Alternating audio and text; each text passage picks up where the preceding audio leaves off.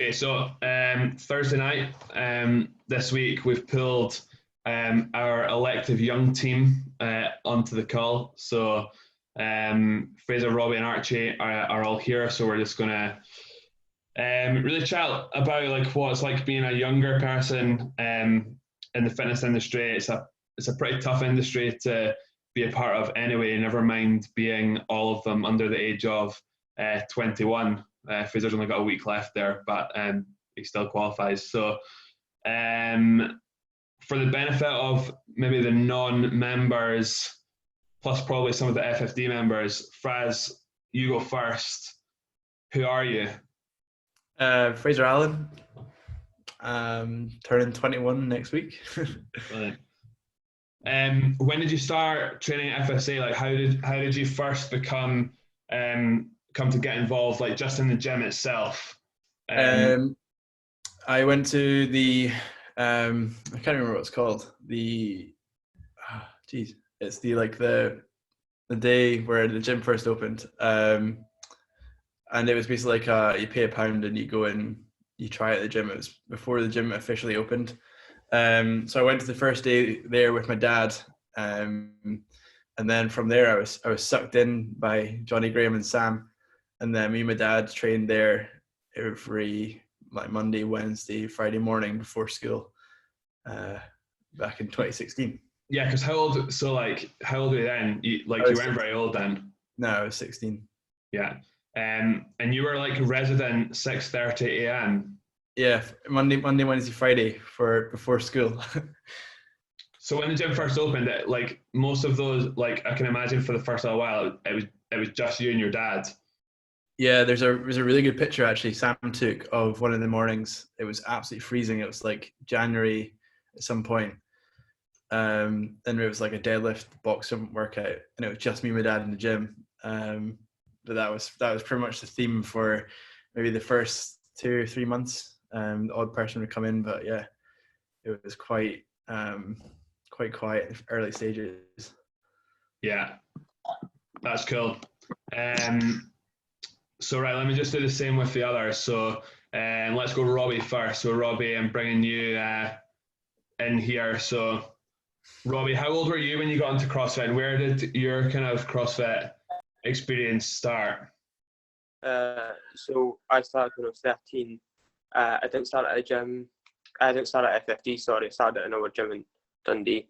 Started off there. I wanted to become a bit more competitive, so then joined FFD. So the other gym being CrossFit Dundee at the time, because it doesn't actually exist anymore, does it? No, but yes, that was the one that I started off at. Yeah, nice. So you've been at it for a while now, because you're 19? 18. 18. So yeah, you've been at it a little while. Right, Archie, you're up, buddy. Tell us, where did CrossFit start for you, my friend? I was just turned 17, I think. There was a gym opened in Lawrencekirk called Mearns CrossFit, so that's where I started, just going in for getting better at rugby, and that was, at that point, it was pretty like well known. Like CrossFit was well known sort of in the rugby circle as a pretty good thing to pick up. Yeah, so rugby background. Fraz, you've got a rugby background as well, don't you? Yeah, I was judo and rugby for a majority of my youth. I was pretty competitive in both, so that was the initial reason, was to get a little bit stronger and a little bit fitter for those in the early stages. I mean, Fraz, let's be fair, that's pretty modest of you. Like, dive a little bit more into your judo career. Well, what's more impressive right now, my brother, he's currently in the GB squad, so he trains full time down south, in a place called Camberley. So he represents GB all over Europe. He's been to Japan a few times as well, so he's got the proper stats. But when I was really young, I won the Scottish Championships a few times. In 2012, so I was quite young. I was 13 or something. I won the British Championships, so I was at the top for my age. And then when I was 16, I got my black belt, and then I kind of phased out a little bit there, just because of other commitments of rugby. So I was quite competitive training about the fact that you've won the British and he hasn't. Yeah, there's a bit of salt in the air there, but Nice. I'm sure you will at some point soon. That's class. Yeah.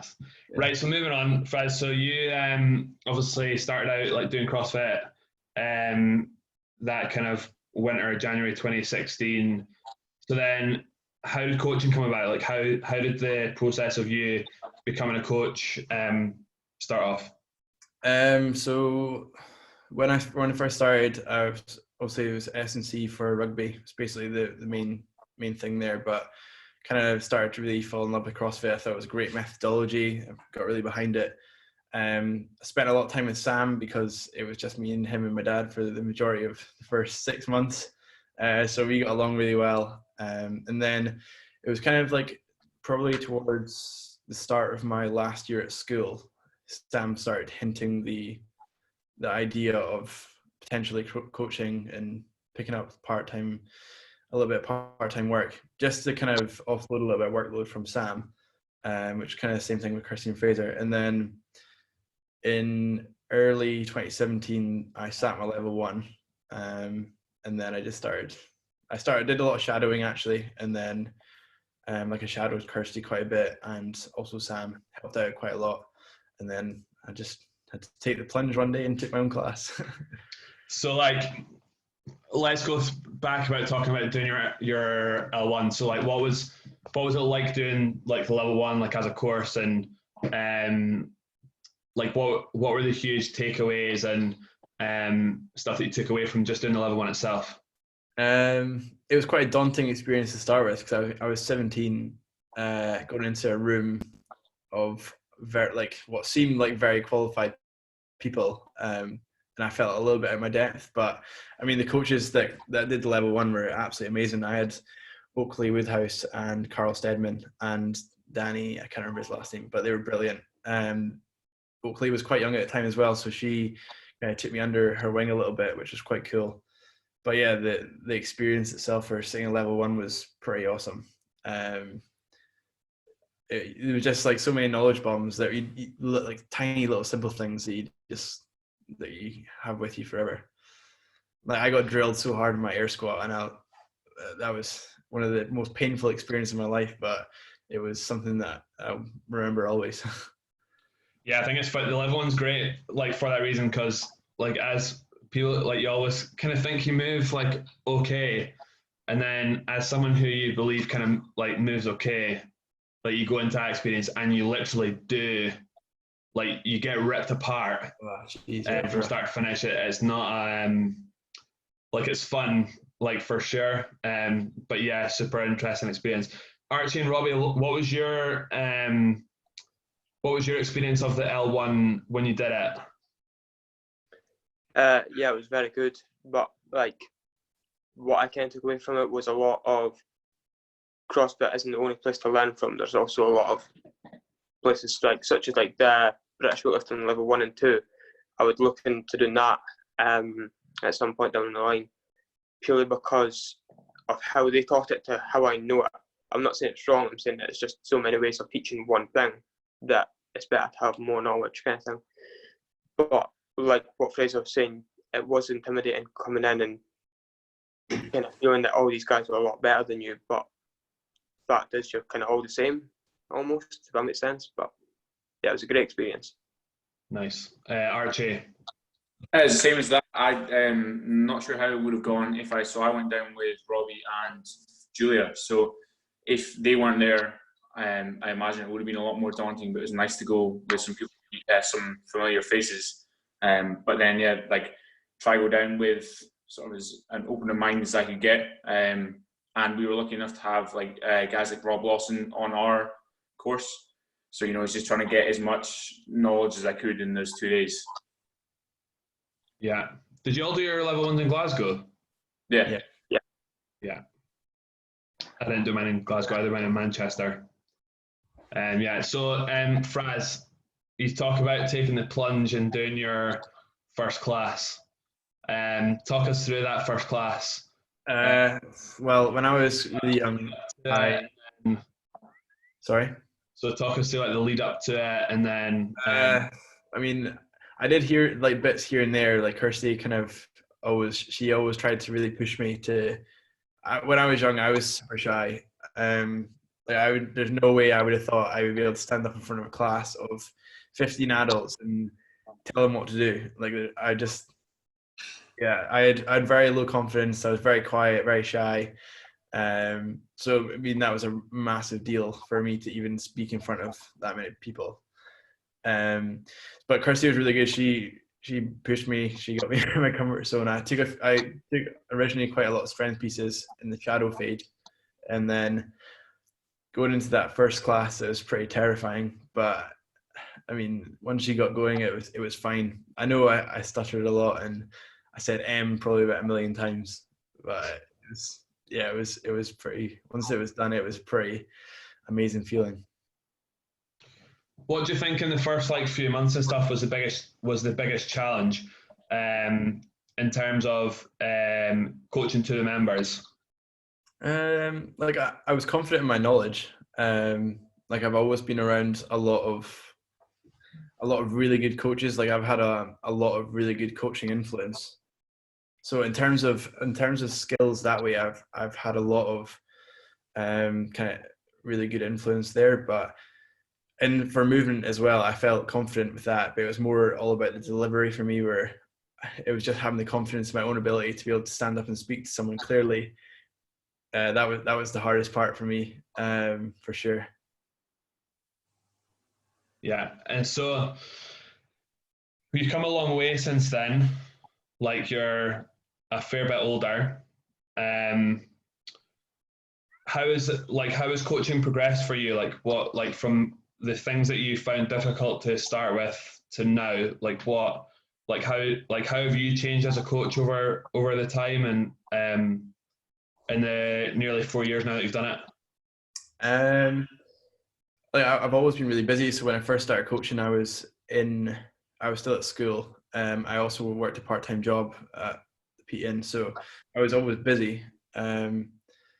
So having the gym was always like a bit of almost like downtime, even though I was working. So it's always something I really enjoyed. And I think the enjoyment for me is probably the thing that's never changed. But being able to grow in terms of being able to do like one-to-one coaching, being relaxed when I'm actually in front of a class, and I don't really, if I make a mistake, I make a mistake. I don't panic about it anymore. That's probably the just being a little bit more relaxed is probably the biggest thing that's changed for me. And being able to speak to a wide audience as well. Just it doesn't really matter what age someone is or where they come from or anything else. I'm pretty happy to speak to anyone now, which is pretty. Whereas before, I probably would be a bit hesitant. Yeah, I think that's the biggest thing that you learn over time with coaching is like how to be essentially how to be personable. Do you think so? Like you spoke about there, also having a job at PN. Do you think like working that job and having a hospitality job like made that a little bit easier because like you're dealing with people all the time? Yeah, absolutely. Especially with a place like the PN. The standard that you have to have every service is, it's one of the best restaurants in Scotland. So the standard is always super high. So I kind of guess the work ethic from there and the standards that are set is transferred into probably the majority of things I do. I always want to try and be the best that I can be. So that's probably the best. And I suppose the confidence of having to speak to people and introduce dishes and take people to their seats, and the caliber of people that go to that restaurant are usually quite fancy and posh and intimidating. So it was definitely a really good experience. And I worked there for a long time too. Yeah. And then obviously like one of the things that obviously grows with time, and one thing that like from working with you a lot that's grown like over the time is simply your knowledge. But then also like your ability, because obviously when like you first started and you were young and new to CrossFit, like you walk in and there's obviously what we regard as holes in your fitness. So like how did you bridge the gap in terms of your knowledge and also like in terms of your ability? Well, I'm now at university, which helps a lot for my knowledge. So just dive into that. So what are you studying? So obviously that's relevant I study sports science, so I've just finished second year, so I'm going into my third year next year. So I actually took a year out after school. I was supposed to study product design, took my year out, and then flipped that on its head when I worked at the gym a lot to study sports science. Why did you get rid of the product design idea? Did a lot of cool things in my year out, and totally fell in love with coaching and being around something I love every day. So I'd rather be doing that than sitting behind a desk designing some kind of phone case. Yeah, fair. And so, what are the best bits of knowledge that you've probably picked up along the way? That probably the best thing that I've learned, and that's probably more recently, is that there's no right way for anything. Everyone's got their own opinion, and everything's always evolving. That's probably the most important thing, is to never get stuck on one idea. There's always going to be better ones coming out soon. Open-mindedness. I like that. That's cool. So you've now accumulated a lot of coaching hours over the last kind of 3-4 years. So I'm just struggling what order to do this in. Let's go with your best coaching experience. Probably every time. Sorry. There might be a couple. So yeah, I love taking the kids classes. They're always great fun. I've got a few clients that I absolutely love taking every week as well, but I don't think I really have a best experience. Probably my best and worst experience was coming in one, actually. Yeah, I reckon. Okay. Just before I ask you your worst, talk through the kids stuff. So I think being a young coach, this is just my opinion, I think being a young coach massively plays to running those kids classes, and I've stood and watched your kids class, and the buy-in that you get from the kids is nothing short of remarkable. So how did the kids stuff come around, and how and just talk people through where that started and where it's gone, and why you think that's become so successful? So it started off, Johnny took the older kids on a Thursday, Graham took the young kids on a Tuesday or something like that. And then it was a few months down the line of them running it, and I was like, do you guys want me to put on a weekend class? So I started a weekend class, managed to get quite a few kids along. A few months into that, I think Johnny and Graham, their kids were driving them crazy. So I just said, I'll take the classes for you if you want. Because I actually really enjoyed it. And then, I guess it went from there. They're not easy to do. They take a lot of energy out of you. Trying to keep a lot of kids under control is quite difficult, but you just got to have fun and almost become a kid, and then it makes your life way easier. And just got to be very inventive as well. Yeah. And flexible. Yeah, I've picked up a few tips of how to deal with large crowds. I've proven that some of them can be effective on adults as well, never mind kids. So keep your eyes peeled on those. Archie, what's your best coaching experience so far? Probably would be the first class, because we sort of became coaches sort of quite late on. It was almost established what we were going to do. So we did a lot of shadowing hours, and then a lot of co-coaching classes with Johnny and other coaches as well. So I pretty much taken every section of the class, and so at that point it was a couple of months in of doing little bits of classes. So I just wanted to dive in and finally do my last one, my first my own one. Yeah, and so you guys, Robbie and Archie, you came through, your process of becoming coaches was obviously slightly different to what Fraser's was. So more recently, you guys have worked closely with Johnny, doing lots and lots of CPD and stuff leading up into taking your first class. So Robbie, talk through what the CPD and stuff that you've done was like, and all the things that you maybe learned on top of the L1 stuff that they did that was beneficial into making that first class go that little bit smoother. So it was a lot of fake scenarios, almost kind of coaching one another, one-to-one, and both in kind of small class settings almost. just like when we had a bit of free time as well, just kind of sitting down and talking and learning, hopefully without being physical almost. But just kind of like having a standard and just kind of hitting that first, then progressing on from there, kind of leading off in our own way, like Fraser says, kind of being open-minded, learning from everyone, no right or wrong, kind of leading that path yourself. But there was a lot of work kind of every week, at least a couple of hours.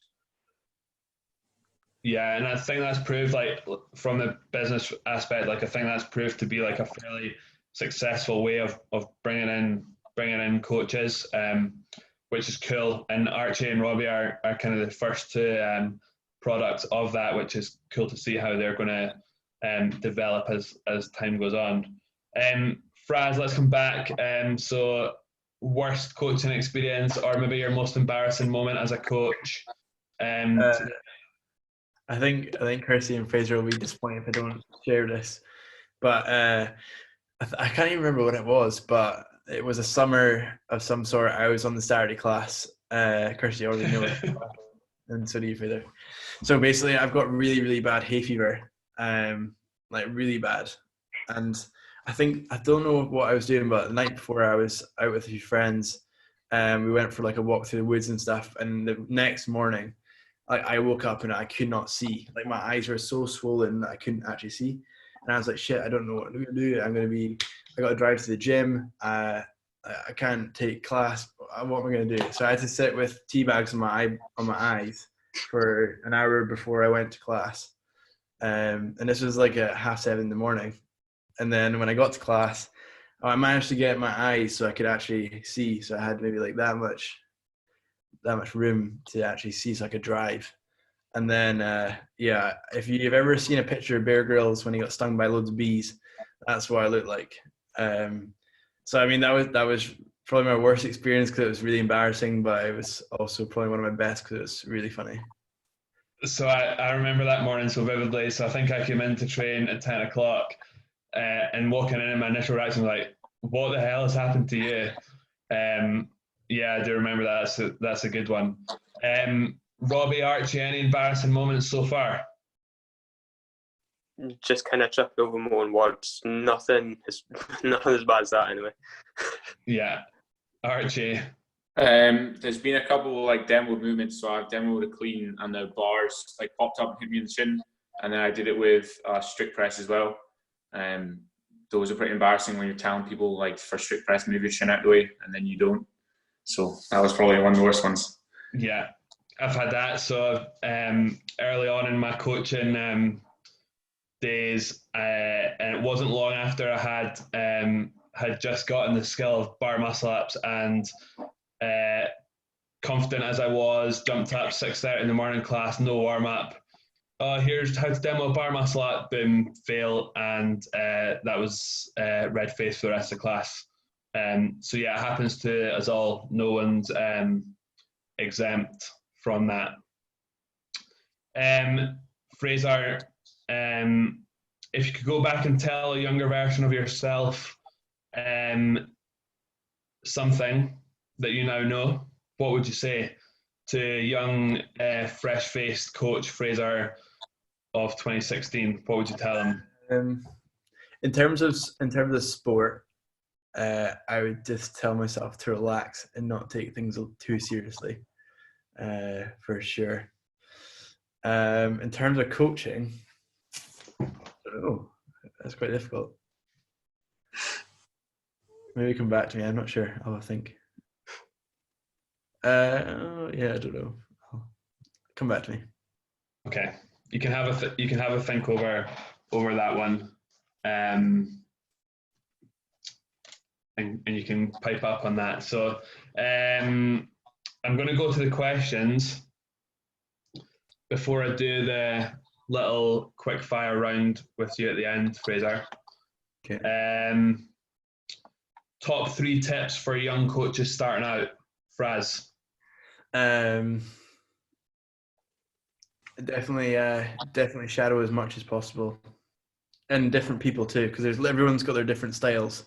like I learned so many different things from watching Sam to watching you, Fraser, to watching Kirsty, even Tom Stanley back in the day, and Tom Hobson too. I learned so much from all, like so many different little bits from each of you guys. So getting a variation of shadowing is so important. Tip 2, learn as much as you can, and don't accept, like, don't, one way is not the right way. So try and have an open mind, different approaches. And yeah, just don't take it too seriously. Like, be professional on all aspects, but yeah, have a bit of fun whilst you're doing it, and it'll make your life way easier. I like that. It's good. Archie, Robbie, anything to add on those ones that Fraser just said? Out of personal experience, probably take your time, make sure you're enjoying it. Because when I started to go into coaching, like before I actually done my level 1 and whatnot, everything came into much. I was competing, I had exams, I was looking into doing my level 2 and 3 for my PT stuff. Everything just came too much because I wanted it too fast. So I had to take your time. You don't need to rush it. Yeah, Archie. I don't really think I have anything to add. Like that pretty much covers. I wish I knew. Just like, don't necessarily try to learn all of it from one coach. So definitely, like with both gyms, there's a good sort of like spectrum of coaches that are like, they're all good, but like some are better at specific things. Like, that's definitely a good thing to have, is learn like specific areas from different people who they've got that as a strength. But apart from that, I think covers it. Cool. I'd like to know what Fraser A learned from Tom Stanley, apart from making people do burpees when they spoke, because that's something that I learned from Tom Stanley. It's something that I occasionally still use. Tom Stanley is a character for sure, and if you know him, you'll know exactly what he's like. But yeah, Tom Stanley is the example of not taking yourself too seriously. Like he was always very professional in the way he coached. Actually, maybe not. He was always very professional in the way he presented himself. But his methods of coaching were, he always made people laugh. He always made people smile. Everyone always walked away from his class with a smile on their face, whether it was something he said or something he made them do. Yeah, that's probably what I should have. The advice I would give myself as a young coach is to not take yourself too seriously and just relax and enjoy every moment you get, because they're funny. The one thing I miss about Tom Stanley is the borderline offensive one-liners. Yeah, brilliant. That is what I miss the most about Tom Stanley. Right, next on the question list. Kirsty wants to talk about your chino shorts. Oh, brilliant. Okay, so I never actually did any gym work before joining. So like, I was always relatively strong, but it's more to the aspect of every piece of like sport I did. So it was almost like sports specific strength. My chino shorts, because I didn't do any gym work, I didn't have any gym shorts. But I did do quite a bit of walking and cool trips. So, and also had some cool swim shorts. So my chino shorts were my gym shorts for the first 6 months. There's a cool picture somewhere of me doing a 3-rep max hang clean in chino shorts. Actually, right, if you scroll right down on the very bottom of Sam Andrew's Instagram, it's there, or on Sam Rowland's Instagram. But yeah, they were the best. 4-way stretch chinos. Did you still have the stretch chinos at the first teamwork we had in St Andrews? Yes. Did you wear, and were you wearing them that day? Probably. I'd need to go looking for those photos. Yeah, 4-way stretch chinos. If you're looking for a casual gym wear, go for a nice meal after. There you go.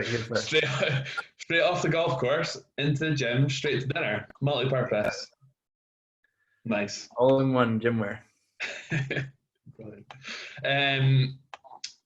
Would you change anything about your journey so far?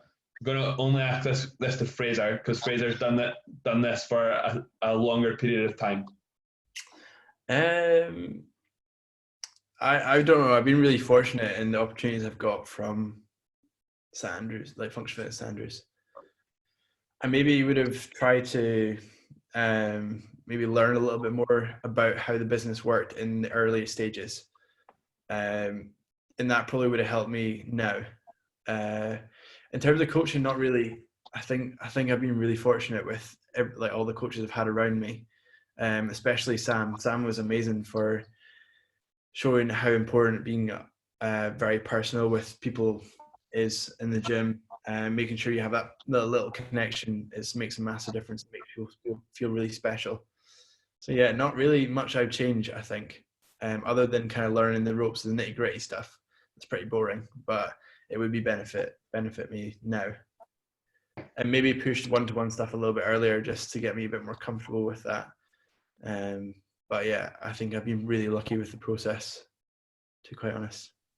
I think for those who have never met Sam, Sam is literally the most personable human being you'll ever meet. Like I think to sum him up, like he knows how to deal with you regardless of whatever mood you're in, and he can do that for any spectrum of person, which is cool. So I think like we can all say, like having worked with Sam, that we're all pretty fortunate to have been around when Sam was around. So yeah, I think like I can testify to that. We're talking like Sam's dead. He's still alive. Yeah, no, Sam's not dead.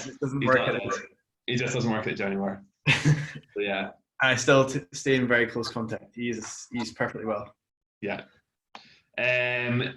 Jill, what age are you allowed to become a coach, and can you do all the levels of coaching young? So you can do your level 1 from Fraz. When you did yours, did you need a parental signature? Yeah, I need parental consent, but I'm pretty sure you're allowed to be 16 and do it. Yeah, so you can be 16 to do it, and then really from there, like once you're qualified, it's really like more be a case of when you're ready, and once you're in a position to deliver the knowledge and deliver it to the right standard. Yeah. I mean, as like a 17-year-old as well, saying your level 1 was a big financial commitment for a young person. So like it's not something you can rush into doing it, like setting a further qualification soon. And probably why I've never done it yet, because it's just such a big commitment. I think as well there are other young coaches around, but yeah, like Fraser's saying, you have to be in a position to support it financially for first up more than anything. Like your L1 like is not a cheap thing to do, but I would say it's for me certainly I don't begrudge any of the money that I paid for it, because it is good. There's a lot of hours spent at the PN that allowed me to do it. yeah. So yeah, does that answer your question, Jill? Yeah. Kirsty's put the photo of the Fraser Island's eyes in. Great. Well, maybe share them at a later date. It is funny. So yeah. Fraz, I've just got there's nothing too controversial here about the quick fire round for you. Okay. So just a couple of trade-offs. You're just going to give me these in kind of less than 2 sentences, or maybe a yes or no, or just whatever you think. Okay. Short and sweet. Rugby or judo? Rugby. I still play it. It's the best game. Yeah. Okay. If you weren't in a fitness profession, what would your alternative career be? Probably be designing something. Yeah. Probably. 200 kilo back squat or 150 kilo clean? If you had to have a trade-off, one or the other. I don't know. A 200 kilo back squat was pretty pinnacle. That was fun. Okay. Pheasant or partridge? I've actually never tried partridge, so I have to go pheasant. Okay, there's some relevance to that question. So, Fraz, does your other Instagram still run, like the Fraser with food? It is still live, but I don't really use it anymore. Fraser, tell people about your other Instagram and your other hobby.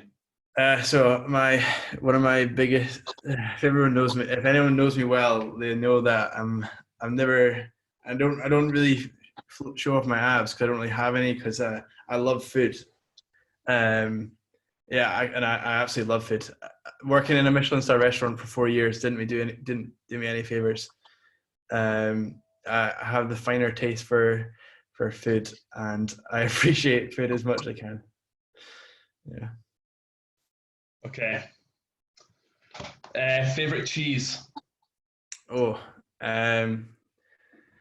whew, that is probably go for MorangiEwsbury.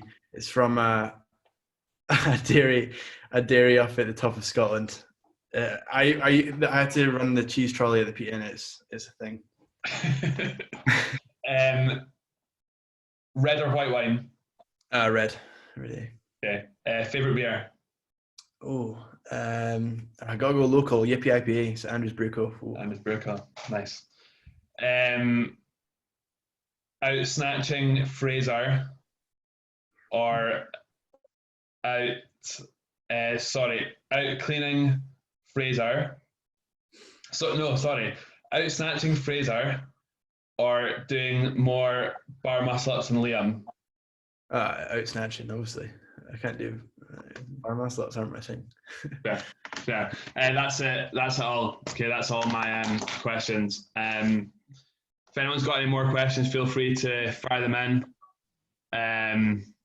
But yeah, Robbie, Archie, Fraser, thanks for taking the time to come on and chat to us and give a little bit of insight of what it's like to be a young person working in a fitness business. So yeah, all three are available for coaching one-to-one. You'll see them coaching classes when we reopen and such like. So yeah, give them a shout if you're interested. We'll make sure we get their details attached to the video. So yeah, thanks very much for your time. Thank you. Thanks.